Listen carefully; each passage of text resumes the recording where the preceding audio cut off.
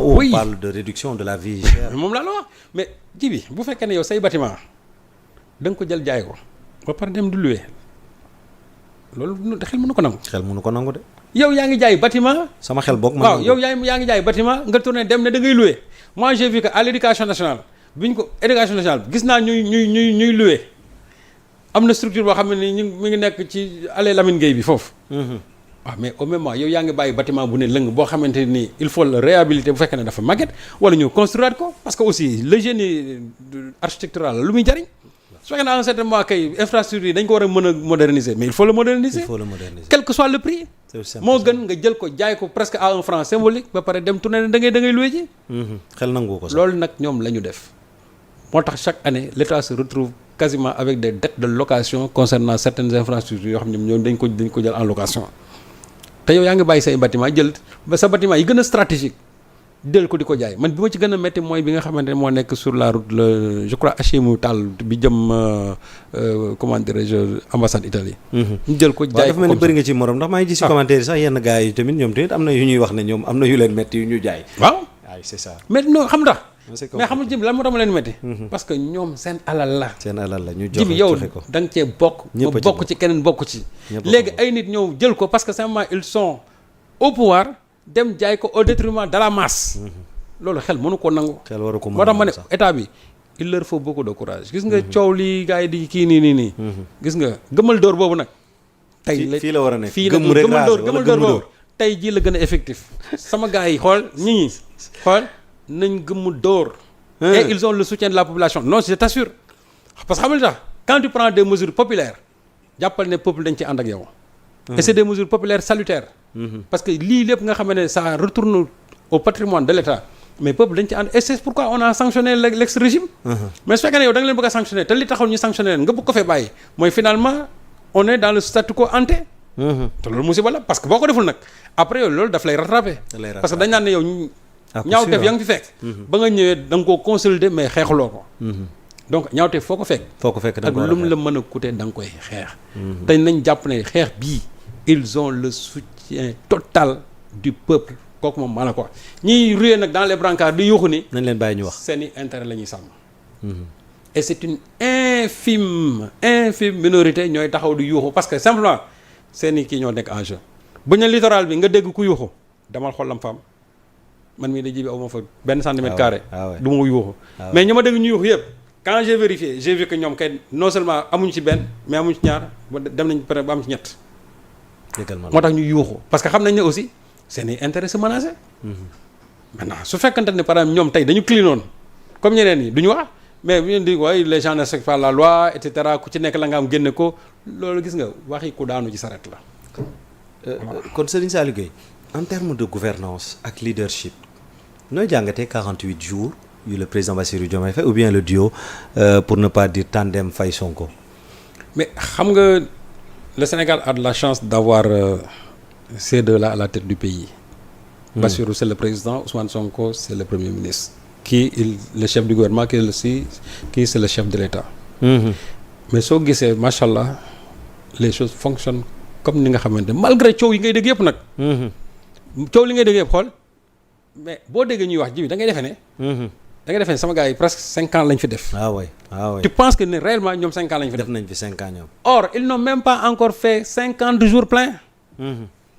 Mais regarde pendant ces 48 jours je crois. mais lan lañ fi indi en termes de comment dirais-je ñaata lañ fi indi. waaw mais liñ fi li ñu changé dafa bëri. D'abord. Je prends la question agricole.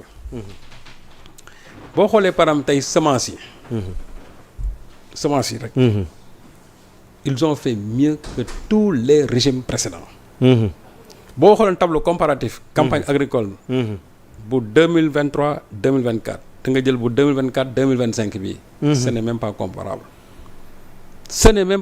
boo jëlee par exemple l'arachide R1 R2 R3 ak l'arachide base. nga comparer ko par rapport ak l'année dernière da nga gis ne xool c'est complètement c'est-à-dire dañ ko casser complètement les prix. am na prix yoo xam ne sax presque de moitié lañ ko réduire. et tout ça c'est au bénéfice des agriculteurs. bor bi ñu fay tamit. ak bor bi ñu fay là aussi pour les producteurs. ba pare boole ci indaale ci encore en même temps transparence parce que ce que les gens sont en train de dire di wax man leen gis nga urgence yi xam nga fi nekk lan la ce n'est pas cette histoire de diversion là sur l'homosexualité et cetera parce que loolu moom jàpp naa ne ñi amul liggéey rek fi nekk ñoo nekk di ci wax mais les véritables questions mooy d'abord cette réduction d'abord des prix nga xamante ne les gens sont en train d'y travailler au niveau de la primature deuxièmement li nga xamante ne mooy la question agricole parce que on veut une souveraineté alimentaire donc il faut nécessairement que campagne bi ñu réussir ko ils ont fait le nécessaire il y a eu les intrants qu'il faut il y a eu de bonnes semences et en plus aussi il y a de la transparence dans la distribution mais en plus de ça le réchauffement de la diplomatie surtout africaine le président Diomaye Faye ñaata pays la defagul en peu de temps quel est le nombre de pays bi ngi def fii en Afrique actuellement en Guinée waaw dem gis nga Guinée jóge na Ghana jóge na Nigéria dem na dans la sous-région mais loolu en peu de temps et le président rwandais est venu ici et jusqu'à aujourd'hui le président n'est pas encore allé en France parce que ñu bëri moom dañu jàpp ne fii moom boo faloo France nga war a dem jébalu comme l'a fait l'ex-président de la République mais jusqu'à aujourd'hui da ngay xam ne donc la priorité c'est d'abord l'Afrique et loolu dafa am lu am solo dans la politique même c'est-à-dire dans le projet de PASTEF c'est-à-dire le souverainisme bi nga xam ne moom la ñu prôné donc yooyu yëpp nga xam ne actuellement ñu ngi koy def ak l'ensemble des mesures yi nga xam ne ñu ngi koy jël et encore l'assainissement qui est en train d'être comment dirais-je opéré au niveau des directions aussi parce que ñi ñu fi fekkoon aussi nag wax dëgg yàlla il faut ñu jëlee leen fii moo tax quand j'entends très souvent les gens dire que oui ñu ngi pàccoo affaire yi. loolu la ñuy wax de. non xam naa la c'est un partage des responsabilités comme ni ko Aminata Touré waxee. partage des responsabilités. c'est-à-dire c'est un partage des responsabilités. wala partage gâteau. mais man gâteau moo fi am. gâteau amu fi bañ koy dagg. gâteau amu fi ñoom gâteau bi ñoom lekk nañ lépp avant ñuy dem fii de gâteau amatu fi. ay relief lañ fi bàyyi. lekk nañ gâteau bi waaye suurunu de. voilà donc ay relief lañ fi bàyyi et c'est de bonne guerre ñoom ñoo xeexoon ba ñëw ci pouvoir bi waaw da nga dañoo bëgg ñu bàyyi fii ñi nga xam ne ñoo tax ñu doon xeex déedéet il faut dégager tout le monde. mais quand même mën na ponk boo xam bu am solo boo xam gars yi ñu ngi koy wax 48 jours yi nooy trouver am na sax maa ngi gis ku koy laaj te Amadou Ndiaye xaaral ma def ko clin d'œil comme que internautes yi su may xarit la ñoom mu ngi naan la comment trouver vous wala comment yow naka ngay trouver lii di communication gouvernement bi durant ces 48 jours. waaw Sakhit moi je crois que aujourd'hui li nga xamante ne vraiment mooy péché au niveau du gouvernement de l'État vraiment c'est la communication. Parce que ils ont une communication vraiment réactive. te loolu c'est pas bien. Ils ont une communication même sax souvent sax la réaction ne se fait même pas sentir. Parce qu'il y a eu tellement d'informations venant de l'autre côté et qui méritaient une contre-communication et que ñoom ñu bàyyi ko noonu.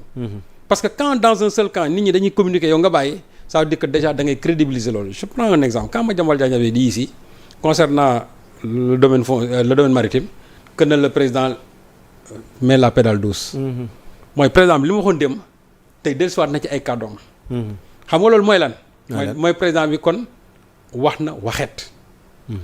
et ce jour-là tous les sites l'ont repris.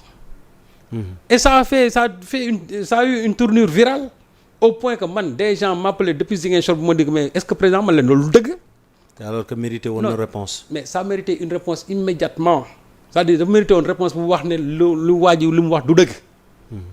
moi je suis allé jusqu'à dire que ne lu mu wax du dëgg parce que président bi amul fenn fu mu ko wax na ko génnee moom est-ce que c'est la seule personne au Sénégal. wax day ànd ak preuve. waaw non da nga naan soit ci communiqué la ko wax.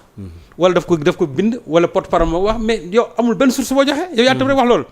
parce que moom li mu ci doon séntu mooy su ko waxee dina am ñu koy gëm xool muy ni jiixi jaax. parce que objectif communication bi c'était tout simplement ça. mais du côté gouvernemental. Il n'y a pas eu de la présidence, il n'y a pas eu de réaction. Man dama toog xaar mais il n'y a pas eu de réaction. Et finalement nit ñi ci guddi gi dañu dem ba dañu gëm loolu. parce que dégguñu leneen. ay dégguñu leneen. Je félicite Mabouba Diagne. Quand par exemple au niveau de je crois c'était au niveau de l'Obs. Ils ont dit que bon producteurs yi ils attendent toujours leur argent. Mais il a fait une sortie pour dire que c'est pas vrai. te am na émission bu mu appelé en direct. non pour dire c'est pas vrai. Même si l'Obs est revenu le lendemain bon peut-être que aussi xam nga souvent journaliste jël aussi bëgguñu ko pour dire woy nangam ak nangam mais au moins il a tenu à dire que loolu ñuy wax du dëgg. que lii ak lii ak lii ak lii moo am parce que loolu aussi moi je crois que une communication fonctionne comme ça. est-ce que du pour corriger loolu moo tax ñu indi mooy initiative bu bees bi mooy jubbanti boole ci ak plateforme ak sa gis-gis ci doxalinu yoon.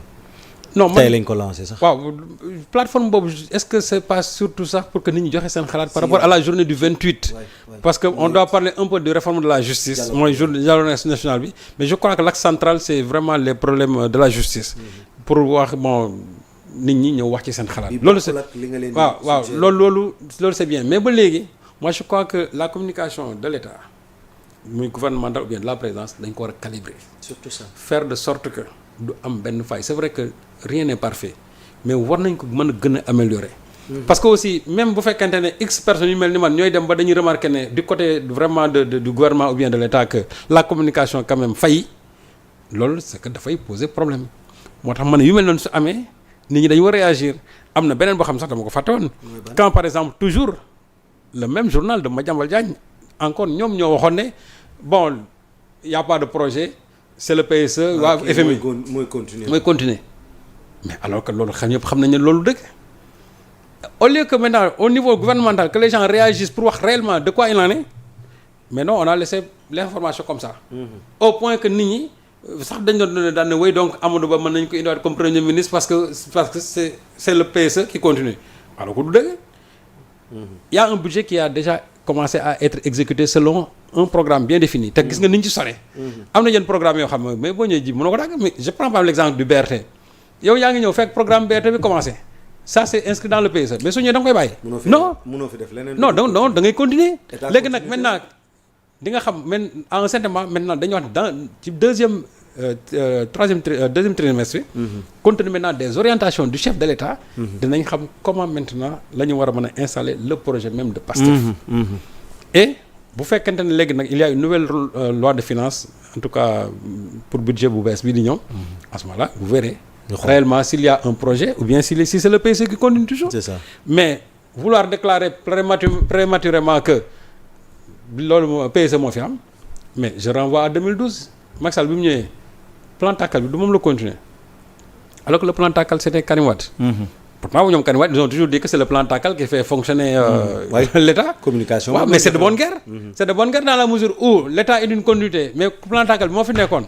ñoom bu ñu ñëwee kay gis nañ ne déjà les dépenses ont été déjà engagées mais dañuy rompre programme ñu ko rompre. Ils vont connaître le programme l'améliorer s'il le faut. Un État aussi c'est comme ça il n'est pas dit que Macky Sall tout ce qu'il a fait dans ce pays-là c'est mauvais que dañ koy def tabula rasa am na ci ay programmes yoo xam ne nii ñoom bu ñu ñëwee ils sont obligés ñu améliorer ko continuer ko ça c'est pour le bien du peuple.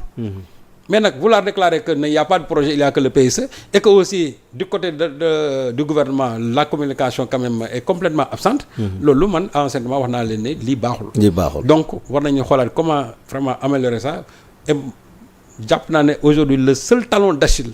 Vraiment de ce régime-là vraiment c'est la communication. Les communicants yi fa nekk nag je les connais c'est des gens qui sont bien.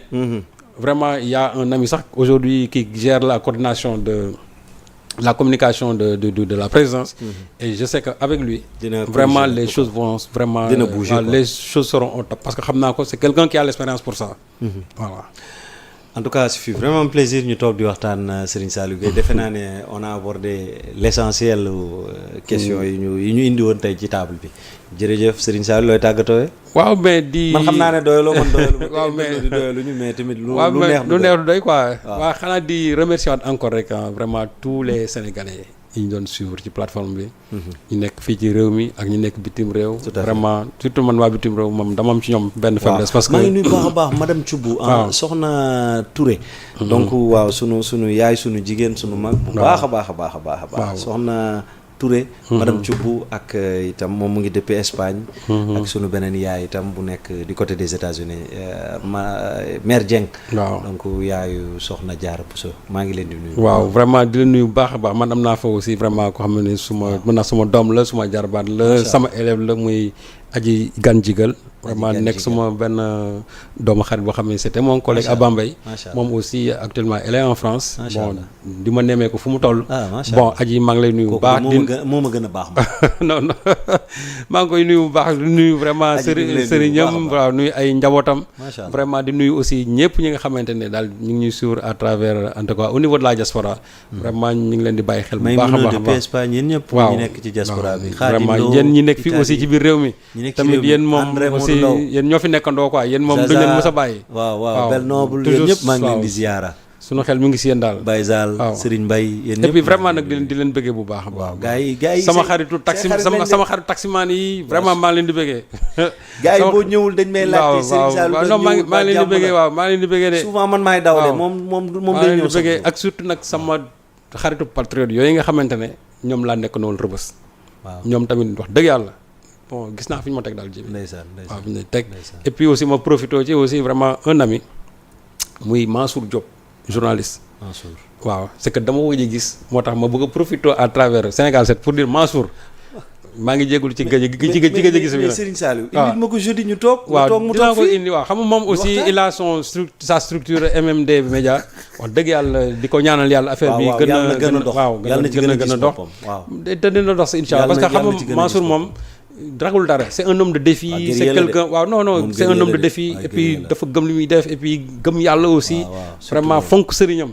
ba pare aussi fonk naa ne sant bi talul dara waaw fonk noom parce que man moom xam naa ci bu baax man moom non xam nga kii toog ba caag rek woo sa tailleur ñëw daan ne jëlal ko mesure joxal ma ko temps de yére mais loolu jibi yëg mënu ko et puis moom en plus de ça sama mbokk la tegal ci c'est-à-dire sama mbokk la au vrai sens terme sama mbokk dret la ba pare nekk sama xarit donc vraiment Mansour ci plateforme bi laa bëggoon profité rek parce que dama la gëj a gis te rus naa vraiment woo la waaw tey dañ ko def fi mu koo bëgg remercier vraiment Mansour moom maa ngi lay mais nag am na benn internaute bu fi bind léegi nee na Serigne Sall nag wax leen ko nag mu dem jege état bi ndax li mu fi wax ci communication waroon naa dem jege leen nee nañ sax nga dem jege sa xarit Paan waaw non xam man sama mbokk internaute yi waaw ñoom dañuy cabaxal de non en fait man soriwuma état bi parce que chaque fois que man même su ma nekkee yor aussi ñi nga xamante ne maa ngi jokkoo ak ñoom ci li jëm ci mbirum